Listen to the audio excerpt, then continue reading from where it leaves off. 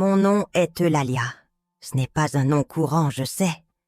Mais il me distingue. Et dans mon métier, la distinction est essentielle. Je suis agent immobilier spécialisé dans les maisons de luxe. Et au fil des années, j'ai construit une réputation irréprochable. Ma capacité à lire les gens, à comprendre leurs désirs les plus profonds et à leur offrir non seulement une maison, mais un rêve, m'a permis de devenir une figure respectée dans le secteur. Je suis mariée à Fausto, un homme solide et gentil, mais qui porte toujours une ombre. Son fils, Abel. Lorsque j'ai rencontré Fausto, Abel faisait déjà partie de son histoire, mais jamais de la mienne. Il n'avait que 10 ans lorsque sa mère est partie, et depuis lors, la relation entre père et fils a été marquée par le ressentiment et la distance. Fausto, un homme de peu de mots, n'a jamais su comment se rapprocher de son fils après cet abandon. Et Abel, de son côté, a grandi avec une plaie ouverte que le temps n'a pas guérie. Maintenant, à 20 ans, Abel avait décidé de passer un mois avec nous, tentant de reconstruire ce qui restait de son lien avec Fausto. Et pour la première fois, j'étais dans l'équation. Le premier jour où Abel est arrivé à la maison, l'air est devenu lourd. Fausto l'a accueilli avec une étreinte maladroite, comme s'il ne savait pas comment exprimer ce qu'il ressentait. Abel, de son côté, a répondu par un sourire tendu et un « Salut, papa !» qui sonnait plus comme une formalité que comme un signe d'affection. Je suis restée en retrait, observant, essayant de ne pas envahir un moment qui ne m'appartenait clairement pas. « Eulalia, voici Abel !» a dit Fausto, comme s'il ne le savait pas déjà. « Enchanté de te rencontrer, Abel !» ai-je dit en tendant la main. Il l'a serrée fermement, mais son regard était froid, comme s'il avait déjà décidé que je n'étais pas la bienvenue dans sa vie. Les jours suivants étaient gênants. Abel passait des heures dans sa chambre, écoutant de la musique à plein volume, tandis que Fausto et moi tentions de maintenir une routine normale. Un soir, pendant le dîner, Fausto a tenté de briser la glace. « Et comment ça va à l'université, Abel ?» a demandé Fausto, d'un ton qui voulait être décontracté mais qui sonnait forcé. « Bien », a répondu Abel sans lever les yeux de son assiette. « Qu'est-ce que tu étudies ?» ai-je insisté, essayant de montrer de l'intérêt. « Design graphique », a dit-il et cette fois il m'a regardé directement, comme pour me défier de faire un commentaire. « Ça a l'air fascinant », ai-je répondu, en gardant mon calme. Ça doit être un domaine très créatif. « Oui, c'est le cas », a-t-il dit, et il s'est remis à se concentrer sur son repas. La tension entre nous était palpable, mais j'ai décidé de ne pas forcer les choses. Je savais qu'Abel avait besoin de temps pour m'accepter, si jamais il le ferait. Cependant, un après-midi, pendant que Fausto était au travail, Abel est descendu à la cuisine pendant que je préparais du thé. Avant de continuer, pour en savoir plus sur les expériences quotidiennes et les moments qui ont marqué la vie de ces dames, abonnez-vous pour ne manquer aucune histoire et likez cette vidéo pour nous soutenir. On vous attend à chaque nouvel épisode. Maintenant, continuons. « Que fais-tu » a demandé Abel en s'appuyant contre l'encadrement de la porte. « Je prépare du thé. Tu en veux une tasse ?» ai-je proposé en essayant de paraître amical. « Non, merci », a-t-il répondu. Mais il n'est pas parti. Il est resté là, me regardant. « Tu as besoin de quelque chose ?» ai-je demandé en me tournant vers lui. « Je voulais juste savoir pourquoi tu es avec lui. » a-t-il dit avec une franchise qui m'a surprise. « Avec Fausto ?» ai-je demandé, cherchant à gagner du temps. « Oui, tu ne sembles pas comme les autres. » Ces paroles m'ont fait sourire. « Les autres ?» ai-je demandé, intriguée. « Les femmes qui l'amenaient à la maison. Toutes étaient superficielles. Toi, non. » Je ne savais pas quoi répondre. C'était la première fois qu'Abel montrait quelque chose d'autre que de l'indifférence ou du ressentiment à mon égard. « Fausto est un homme bon », ai-je finalement dit. Et je pense que nous avons tous les deux trouvé quelque chose chez l'autre dont nous avions besoin. Je voulais mieux le connaître, alors je l'ai invité le lendemain à venir avec moi, montrer des maisons à des clients. Il a accepté. Je n'avais pas remarqué à quel point il était athlétique. Il mesurait 2 têtes de plus que moi. Il était bien plus grand que moi, et que son père, sa peau pâle mettait en valeur ses yeux bleus et son tatouage sur le cou. Il portait un piercing à la langue, ce qui lui donnait un aspect rebelle, et sa voix était très grave. Le voyage a été long, et au début, le silence s'est installé entre nous. Je conduisais sur des routes sinueuses, tandis qu'Abel regardait par la fenêtre, plongé dans ses pensées. Ce n'est qu'après 1 heure qu'il a décidé de parler. « Tu as toujours voulu vendre des maisons ?» a-t-il demandé, sans quitter des yeux le paysage. Je souris, surprise qu'il prenne l'initiative. Ce n'était pas le genre de personne qui s'ouvrait facilement, et cette question, bien que simple, semblait être sa façon de briser la glace. Pas toujours. Au début, je pensais étudier l'architecture. Mais j'ai découvert que j'aimais plus la partie humaine du métier. Je ne vends pas seulement des maisons, j'aide les gens à trouver leur chez-soi. « Ça sonne bien », a-t-il dit avec un soupçon de scepticisme, comme s'il ne croyait pas totalement en la noblesse de mon travail. « C'est le cas, si on sait voir au-delà de l'argent, » ai-je répondu, en essayant de ne pas paraître défensive. Je savais qu'Abel avait une vision cynique du monde, et je ne voulais pas qu'il pense que je n'étais qu'une autre personne intéressée uniquement par le profit. Petit à petit, Abel a commencé à parler davantage. Il m'a raconté sa mère, comment son absence avait façonné sa vision du monde, la frustration de ne pas se sentir à sa place dans la vie de son père. Il y avait quelque chose de déchirant dans son ton, comme si chaque mot était un écho des blessures qui ne s'étaient pas encore cicatrisées. Il m'a parlé de la façon dont son père avait toujours été plus préoccupé par le travail que par lui, et comment cela l'avait poussé à se distancer. « Parfois je pense qu'il ne me connaît même pas », a-t-il dit, fixant les lignes blanches de la route qui défilaient rapidement sous les roues de la voiture. « Peut-être qu'il a juste besoin de temps pour te comprendre, » ai-je suggéré, bien que je savais que mes mots sonnaient un peu vides. Abel n'a pas répondu, mais j'ai remarqué que son expression s'était un peu adoucie, comme s'il envisageait cette possibilité. Nous sommes arrivés à la première maison. C'était une grande propriété, avec une façade imposante et un jardin bien entretenu. Pendant que nous la visitions, Abel faisait des commentaires sarcastiques sur la décoration ostentatoire. « Sérieusement, quelqu'un a-t-il besoin d'un lustre en cristal dans chaque pièce ?» a-t-il demandé en pointant une lampe qui semblait sortie d'un palais du XVIIIe siècle. Je ris avec lui. Son humour acerbe commençait à me paraître familier, et je sentais que, d'une certaine manière, nous nous comprenions à un niveau qui ne nécessitait pas trop d'explications. C'était comme si nous savions tous les deux que nous jouions un rôle dans cette situation. Mais derrière les masques, il y avait quelque chose de plus authentique. La journée s'est déroulée entre visites de maison et conversations de plus en plus fluides. J'ai été surprise de la facilité avec laquelle il parlait quand il baissait sa garde. Abel était intelligent, mordant et perspicace. Un moment, pendant que nous traversions le jardin d'une immense maison avec vue sur un lac, il s'est arrêté et a soupiré. « Je ne comprends pas mon père », avoue-t-il soudain.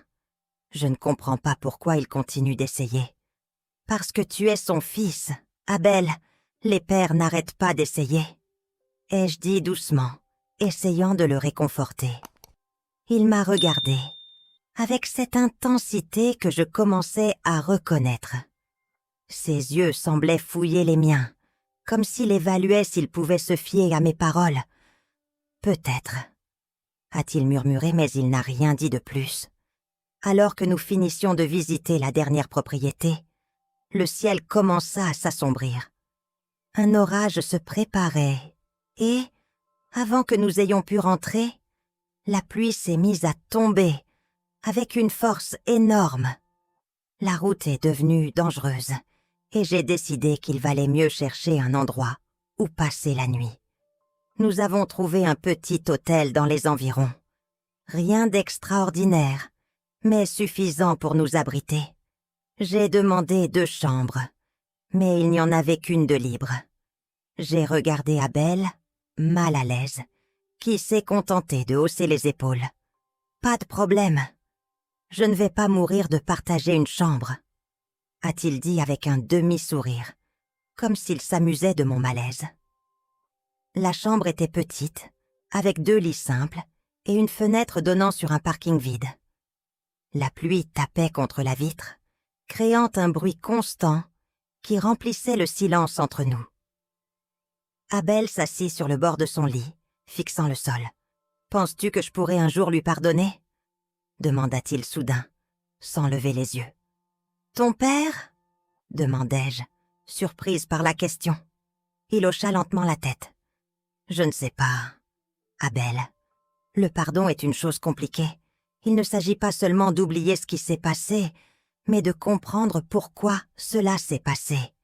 Et parfois, cela prend du temps. » Il a de nouveau hoché la tête.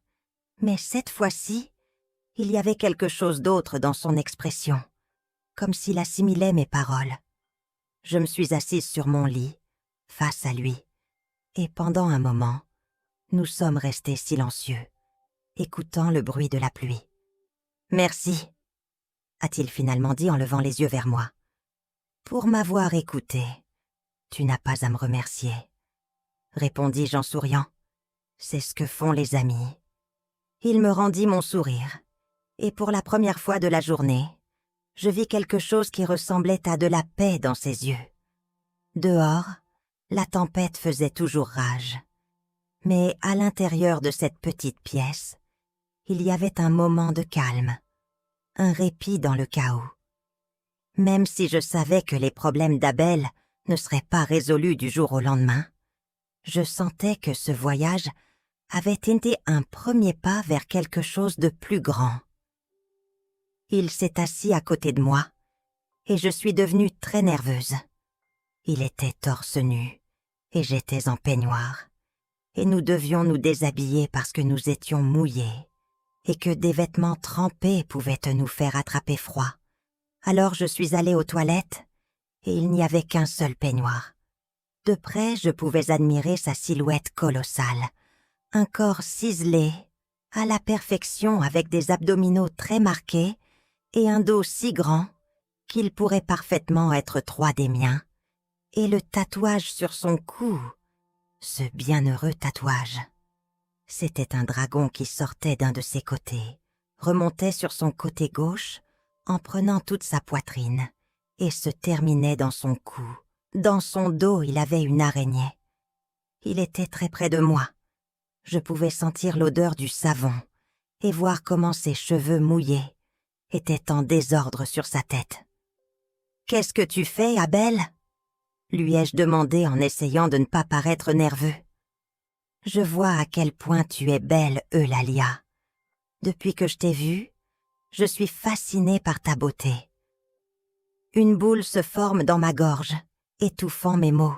« Oh, merci, c'est gentil de ta part. » D'une main, il écarte une mèche de cheveux qui tombait sur mon visage, et son regard me captive, me privant d'une grande partie de ma raison. « J'ai mal ?» lui demandai-je. « Quoi ?» me demande-t-il avec confusion. « Ton piercing à la langue, ça t'a fait mal ?»« Non, ça n'a pas fait mal, » répond-il avec un sourire en coin. « Et pourquoi as-tu un piercing à la langue ?» Je demande avec intérêt. « Pour faire de la magie. » Son ton devient sombre. « Quoi ? Tu te moques de moi ? Je ne plaisanterai jamais sur une telle chose, Eulalia. Comment feriez-vous de la magie avec ça ? si je peux me permettre. Et c'est quelque chose que je ne peux pas dire. La vérité. Je dis, en me moquant de lui, que tu ne peux pas ou que tu ne veux pas. Au lieu de te le dire, je peux te le montrer. Son sourire malicieux me donne une sensation de malaise dans le bas-ventre et je commence à avoir chaud. Et comment ferais-tu? Je demande prudemment, espérant ne pas rêver trop nerveusement. Il pose une main sur mon cou et approche son visage. Et soudain, je ressens une frite électrique qui me fait dresser les cheveux sur la tête. Il passait sa langue le long de mon cou. Elle remontait de ma clavicule jusqu'à mon lobe d'oreille, et je ne pouvais pas m'empêcher de laisser échapper un gémissement bruyant. C'est ce que fait mon piercing. Je peux t'en montrer plus si tu veux. Mon Dieu, non, Abel, ce n'est pas bien. Bien sûr que non. Mais dis-moi, tu ne veux pas? Si, mais je suis ta belle-mère, ce n'est pas bien. Je suis assez grande pour me laisser décider de ce qui est mal. Je voulais protester, mais mes mots ne sont pas sortis de ma bouche, car sa bouche a assailli la mienne sauvagement, et mon corps n'a réagi que pour suivre son baiser. Sa langue bougeait magistralement dans ma bouche et j'étais perdue. Ses mains m'ont libérée de mon peignoir, me laissant nue sur ses jambes, et il a utilisé sa langue pour décrire un cercle sur la pointe de mes mamelons durs. Il m'allongea sur le lit, les jambes ouvertes, me regarda et me demanda à nouveau. « Veux-tu sentir comment je fais de la magie avec toi, Eulalia ?» J'acquiesce, sans pouvoir dire un mot, et j'obtempère. Avec le bout de sa langue et son piercing, il commence à me donner du plaisir dans la zone la plus sensible entre mes jambes. En réponse, je ne pouvais que me cambrer pour lui donner plus d'accès à mon sexe et continuer à faire ce qu'il faisait avec sa langue. J'étais très mouillée et je ne pouvais que serrer ma main au drap. Pour ne pas bouger, je ne voulais pas qu'il s'arrête. Et quand je n'en pouvais plus, je me suis laissée aller à l'orgasme que mon beau-fils m'avait causé, perdu et respirant difficilement. Je l'ai regardé et je me suis sentie horrifiée par ce que je venais de faire. La culpabilité m'a envahie et je n'ai pu que quitter la pièce pour aller dans la salle de bain et m'y enfermer. Ce n'était pas possible, mais c'était le cas. Il avait fait quelque chose de mal avec le fils de mon mari et je l'avais laissé faire. Comment cela avait-il pu aller aussi loin? Je me suis habillée et j'ai vu Abel sur le lit avec une expression perdue. « Habille-toi, on s'en va », lui dis-je sévèrement. Il acquiesça et fit ce que je lui disais.